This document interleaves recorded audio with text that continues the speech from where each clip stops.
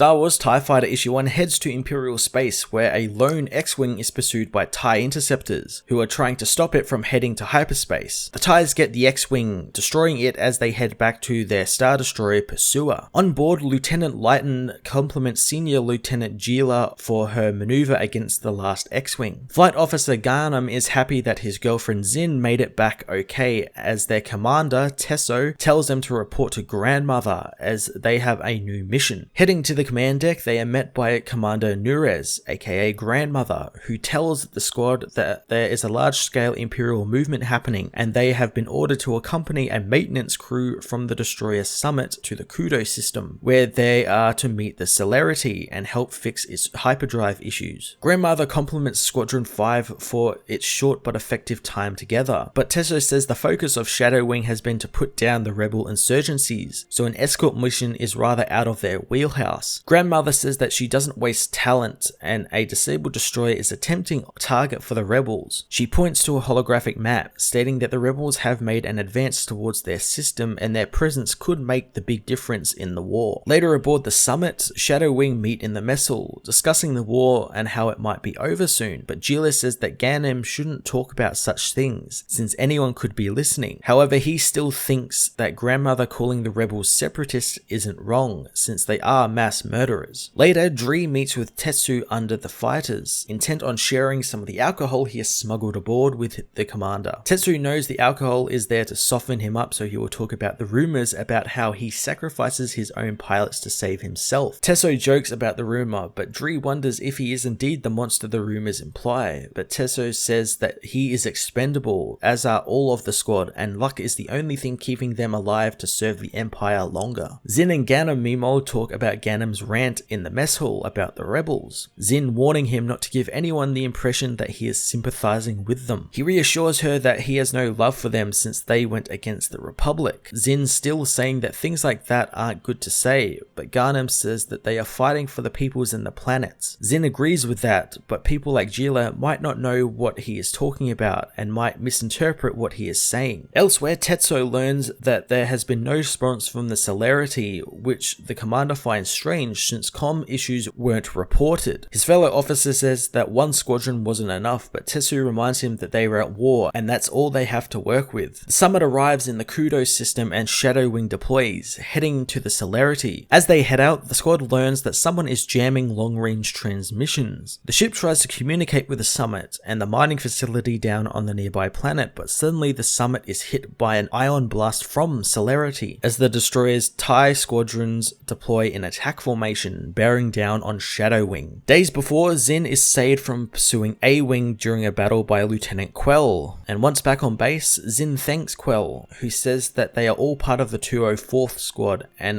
they watch each other's back, despite being in different squadrons themselves. Quell also reveals that the A-Wing pilot had some type of Imperial Navy Academy training, but her suspicions are just feelings thanks to the way that they were handling the fast ship. Zin says that a lot of people fighting against them should actually be fighting with them, which prompts Quell to try and share something with Zin, but she stops, waving it away as an old joke before leaving. As Zin walks back to her quarters, she remembers all of the carnage the Galactic Civil War has wrought over the galaxy. Stopping at a storage room, she retrieves a hidden communications device, calling someone and telling them that she is ready. Star Wars TIE Fighter Issue 1 was a good first issue in the miniseries that set up our Shadow Wing and their new mission, which will, of course, after this series is done, continue in Alphabet Squad. It's great that in a time where we have so many series based around the rebels and how the rebels operate and are seen as the quote-unquote good guys, we get a book that looks at the inner workings of the Empire and the quote-unquote bad guys. I'm very much looking forward to seeing more of the team's dynamic play out during this big mission and where it leaves the squads going into the Alphabet Squadron novel. The one thing I do really wish that instead of getting the now cliche story of the Imperial becoming the rebel, it would get kind of thrown on its head with a rebel defecting to the Empire or a rebel who is actually working for the Empire. I think that would be really cool, since in the new canon we have quite a few stories of a Imperial officer falling to the rebellion. So I would have liked if they would have switched that around, and who knows, they still probably could. I'm going to give this issue an 8 out of 10.